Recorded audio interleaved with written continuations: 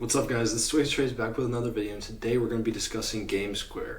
I've talked about it a lot. I talked about why it's going to be there, but how did it get to this point?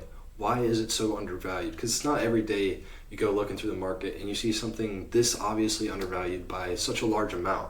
And I'm going to talk about why some people may think it's fairly valued, but it's obviously not, and I'll explain why they're completely wrong. So if you enjoyed this video, make sure to leave a like and subscribe to the channel. It really helps me out. And without further ado, let's get into the video. The way it's priced today is as a digital asset treasury, or DAT, and a lot of these have been appearing throughout the year. MicroStrategy, BMNR, Sharpling Gaming, all those, except they follow a different strategy than Gamesquare. Their strategy is something called the flywheel, and that is they either take on debt or issue shares to raise cash and buy more crypto, and then they do the same thing again. They issue more debt, buy more shares. You can see MicroStrategy has like 4 different types of preferred shares now.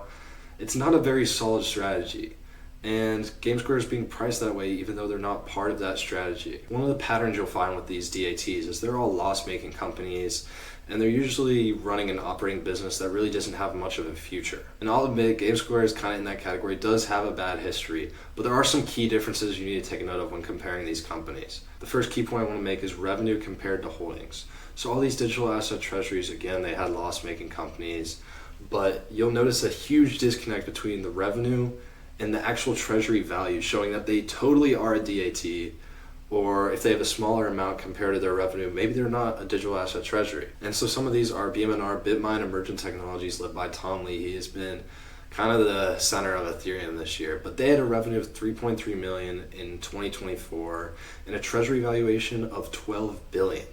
So not close at all. Then you go on to Sharpling Gaming, another Ethereum treasury, $3 million of revenue in 2024 and a treasury valuation of $2.4 billion.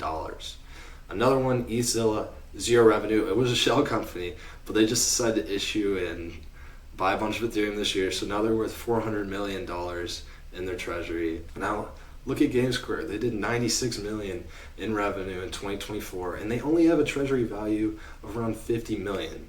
Now, they definitely could have bought more if they wanted to, issue more shares, taking on more debt, but that's not the goal here. And the CEO, Justin, has said this from the very beginning when they were discussing whether to buy crypto. I'll also read out a quote from the Q3 earnings because somebody asked about this stuff. And he said, "We're not in an arms race to own the most amount of Ethereum. For us right now, it's a cash management strategy." And he's mentioned this many times because the market really needs to understand this for it to get a fair valuation like it deserves to have. But here's the key difference he touched on: cash management. And basically this gives them a way to store their money. They've talked about they have a long-term bullish outlook on Ethereum, but they have the active yield generation. That is one of the huge differentiators between the DATs and Gamesquare. So they target 8 to 12% yield actively, not passively waiting for the price to rise, but actively through staking, lending, other measures. They partner with a company called Dialect.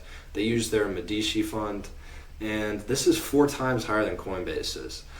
And BMNR is just starting to stake their crypto. Gamesquare's already been doing it because that was their goal from the beginning.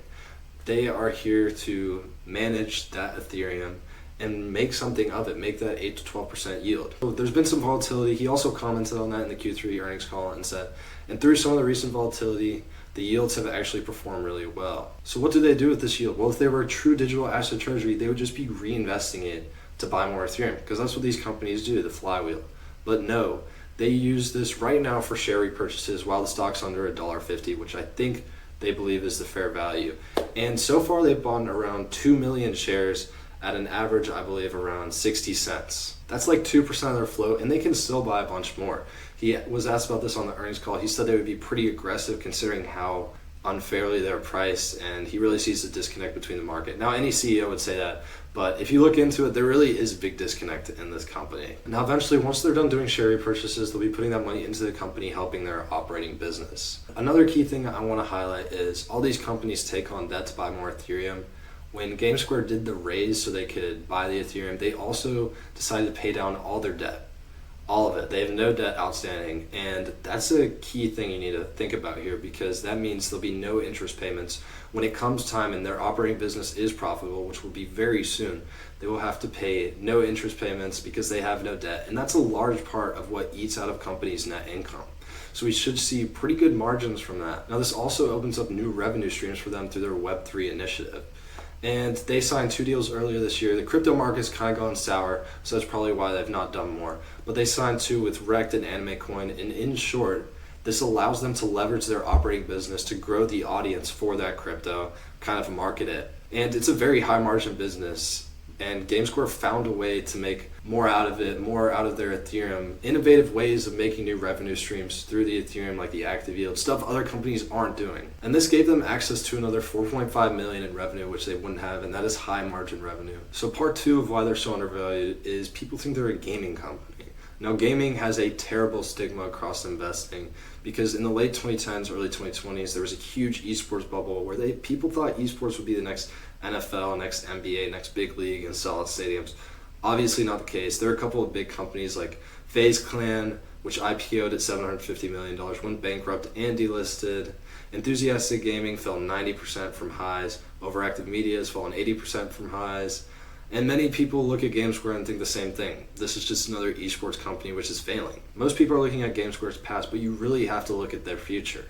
Because they're not a pure play esports company. If you just look into their 10Q, you find their revenue comes from completely different things like marketing and agency. And a small part, which is profitable, comes from FaZe Esports. And compared to all those other companies we talked about, Overactive, FaZe, they generate millions and millions of more revenue every year, and they offer such a wide selection of services, it really can't be considered a gaming company. And what people really have to take note of is the transformation they've undergone through the past year.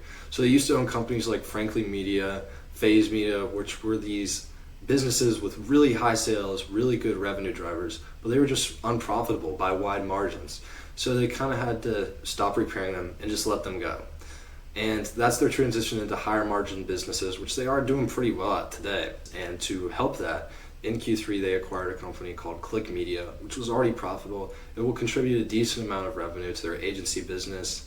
And they've just done a lot this past year. They're in the best position they've ever been in.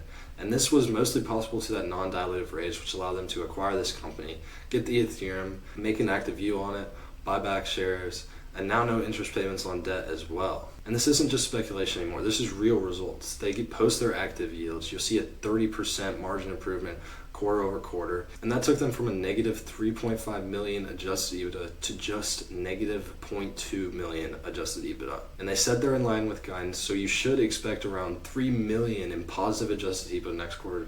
That's a great transformation, and people are just flat out ignoring it because they think it's a digital asset treasury just because they own Ethereum, and they think it's gaming, but it's not. You just have to look under the hood a little bit, and you'll see how much this company really has to offer. And most of their largest risks are the same as any other company, and that's just execution risk. And they have been executing, so that fear for me has gone down quite a lot. The macro risk as well has kind of gone away as tariffs have got more continuity for them. And he talks about in the Q3 earnings call, there was macro uncertainty that had them push out a few deals, but those deals are starting to come to fruition in Q4, and the pipeline is really strong. As he mentioned on the call, they have the most locked in revenue going into next year as they've ever had before. Now, if you're not quite sure what their operating business does or you want to learn more detail, I'll be posting about that soon, so make sure to subscribe so you don't miss out on that. But if you want to read it, I also have an article in the description where I try and explain everything in a good amount of detail. And that's going to be all for today's video. I hope you learned a little bit more about Gamesquare and why it is undervalued, I think, by over 300% in the next 12 to 18 months. With that said, thank you guys for watching. I hope you have a great holiday season, and I'll see you all in the next one.